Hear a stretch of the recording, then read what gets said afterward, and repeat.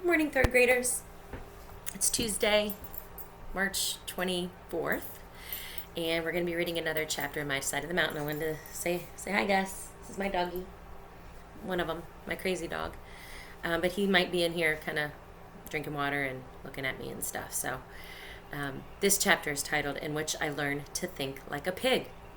We're on page 81, and remember, Sam is off looking for Alice to make sure she's okay. He doesn't want her to know he's following her, but he wants to know what she's up to. Bando stands over the sun compass, squinting, scratching his head, and finally grinning as he compares it with his own compass. The crazy thing's quite accurate, he says, and takes out the quadrangle map of Delhi. Spreading it on the sand, he gets down on his hands and knees and studies it. Sam, we're going to have to think like Alice to find her. Look here. If you were Alice, where would you go after you got to Peaks Brook?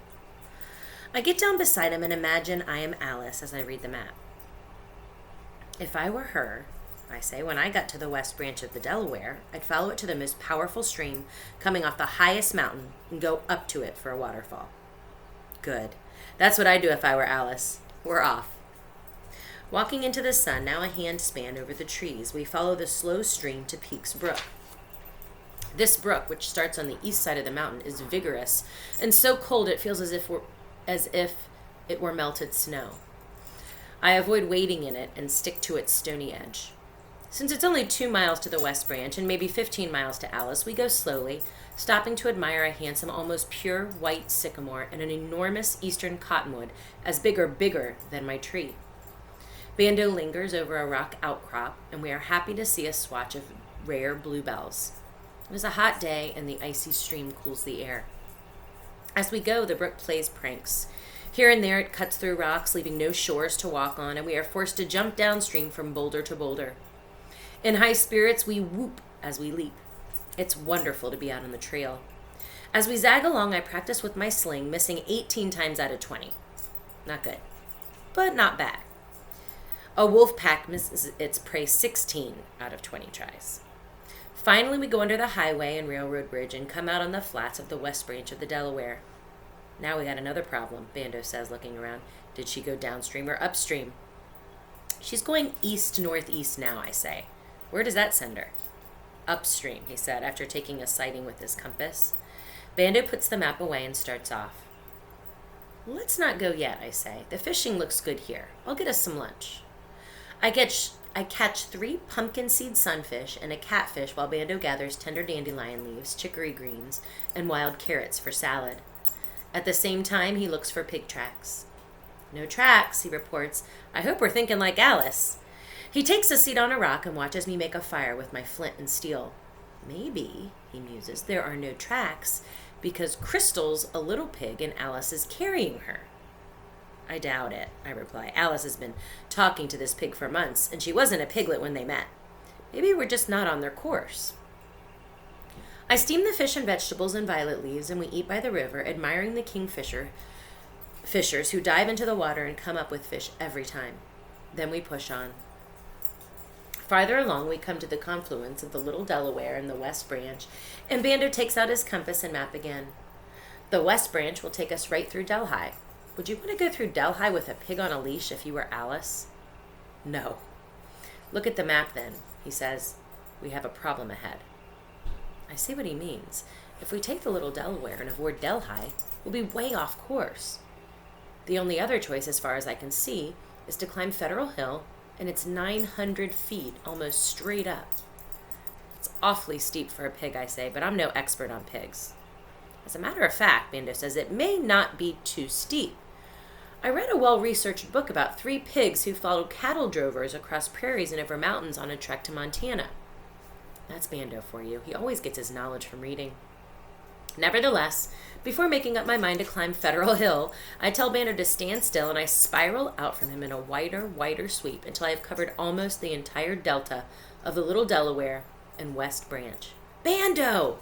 I shout. What? Pig tracks. He joins me at a trot. Pig tracks? He asked dubiously as he looked at the cloven prints. They look like deer to me. No, deer prints are much more pointed and tapered. These are quite rounded. Bando nods and puts his hand beside the print. We can certainly say that Crystal is no baby piglet. Those prints are as big as my palm, he observes, and we start off again. The tracks lead us through the shallows in the river to the other side, then east by northeast to the bottom of Federal Hill. Near the far edge of the floodplain, I find Alice's footsteps in a stretch of muddy sand. And I want to show you that because you can see the difference in the tracks. We've got the deer tracks that are more pointed, and then we've got the pig tracks, and then we've got Alice's shoe. Hello, little sister, I hoot in excitement. There you are. Grinning with satisfaction, I follow our tracks into the woods where they soon disappear on the leafy trail. But Crystal's do not. And Bando and I follow her to the steep mountain. Then almost at the top, her tracks disappear. The pig took off like a bird, Bando said, studying that last footprint. I spiral again, moving out from the print as I search for another. When I'm almost ready to give up, I come upon a trampled and routed garden of May apples. I found her, I called. She stopped for lunch. Let's take 5, said Bando, and sits down. That's a steep climb, and besides, we're making good time. They can't be too far ahead. That pig is hardly a greyhound. The sunlight filters through the lacy hemlock needles, and we stretch out on our backs, chewing the tasty twigs of a spice bush and silently admiring the forest. You know, Sam, Bando finally says, I remember something else about pigs from that book. Really? What? They bite. They can be as mean and dangerous as a guard dog. They even kill and eat snakes. Is that right? I'm glad to hear that. Although Alice is very good at taking care of herself, I'm happy to know pigs can bite. I smile and look at Bando. I'm beginning to like that pig, I say. So am I. Bando chuckles. What's so funny? I'd sure hate to be the one who tries to tackle Alice and her pig. So would I say, shaking my head. They'd both bite. I spread out the Delhi quadrangle map. I figure Alice was sitting right here, where we are 2 days ago, I say. At about this time of day. Gus. If so, and if I were her, I'd be looking for a waterfall on a campsite right now. Bando glances at the sun and nods. I take out the map. Finch's Brook it is, I say, pointing to a cluster of brown contour lines drawn close together, which indicate a steep hill. There's a blue line through them. Together, they say waterfall. It's the only stream with a slope steep enough to make a waterfall and close enough to be reached before evening. I point to a submerged swamp symbol. The brook begins here, I measure. We have about 4 miles to go. Let's get along then, Bando says, rising to his feet. We'll want to have enough light when we get there to do a little fishing. It's easy to follow dear old Crystal, as we are now calling her. And at about 4 p.m., we arrived at a reed-filled mountain swamp in a dark spruce forest where Finch's Brook starts. Bando unfolds his collapsible fishing rod, and I gather cattail tubers and catch a mess of frogs for dinner. It's still too early to stop for the night, so we fish and gather May apples for dessert as we follow the splashing stream downhill. I almost missed Alice's camp. It wasn't by the steepest waterfalls I thought it would be, but considerably below and under, of all things, a dead oak. I passed that tree with only a quick glance because it didn't look like anything Alice would pick. And then something occurred to me. I turned back. The leaves and sticks under the tree had been recently placed there. They did not match the colors of the leaves and sticks around them because their wet, dark bottoms were up, not down. Alice and I always cover our campsite with leaves when we depart so that no one will know we've been there. Those displaced leaves have a distinctive look to the knowing eye, jumbled and unnatural. I kick a few aside, looking for blackened fireplace rocks or wood that would tell me Alice had camped here. Finding none where the strewn leaves are, I search the other side of the oak. I come upon holes in the ground that could have been made by none other than a pig. They are outlined by rounded hoof prints that have sniff marks in them. Ha, I say to myself. Bando, I called. A pig has been here. Bando joins me, folding his rod as he contemplates the dead tree and the leaf-strewn ground. Alice slept here? He asked incredulously. She did. I pick up a recently fire-blackened stone. If she loves beautiful waterfalls so much, he said, why this unattractive place? It's not unattractive to the pig, I answer. We're not only going to have to think like Alice, but also like a pig.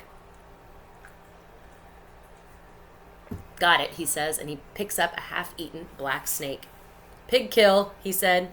It's been thrashed and bitten. The book says that's how pigs kill snakes. He looks around and then points to another snake soaking up the last sun of the day on a limb of a tree. We're in black snake habitat. Another reason for Alice and her pig to stop here. Bando, I said. Pigs are omnivores. We've got to think snakes, fungi, grasshoppers, and big juicy moths, as well as bulbs and roots. He sighs. I go on. Here we are among fungi and snakes. It's clear Crystal is making decisions for Alice. And us, he mumbles, taking out his bedroll and spreading it under the leafless tree. I gather pine boughs for my bed, cook the frog legs and cattail tubers, then put out the fire. After eating, we stretch out on the ground.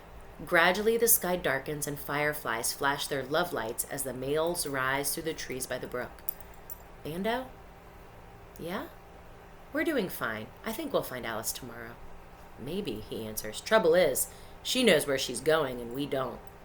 That's true, I reply resignedly. A screech owl calls from the dead oak and I look up.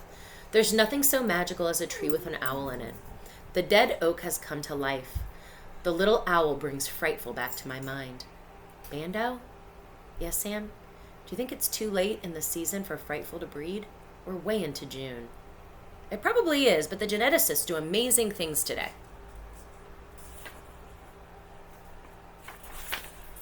I'm glad to hear that, but I still can't go to sleep.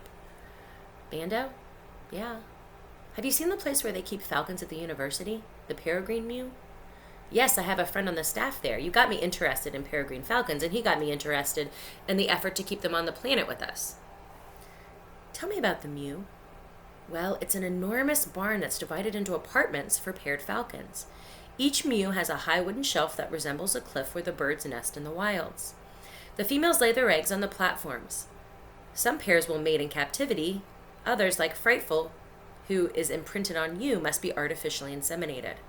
Once the eggs are laid, the birds incubate them, and when they hatch, the sight of the nestlings triggers a ferocious parental love. The parents tend their young until they fly. It's a nice place, Sam. It's not like a cliff above a wild river, but nice. You'd like it. I close my eyes and see Frightful incubating her eggs. A hot wind rises out of the valley, rustling the leaves and making me sleepy at last. And we're stopping on page 91. And the next chapter's title is In Which Bando Finds Some Old Adirondack Furniture.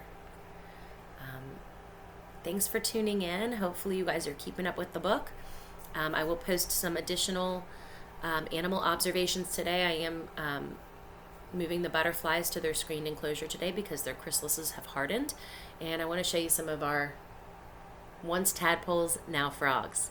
And we might do some planting as well. Miss you guys, and I hope everybody's doing well. Please get on Google Classroom and check out the Flipgrid app that we're trying out this week. Happy learning.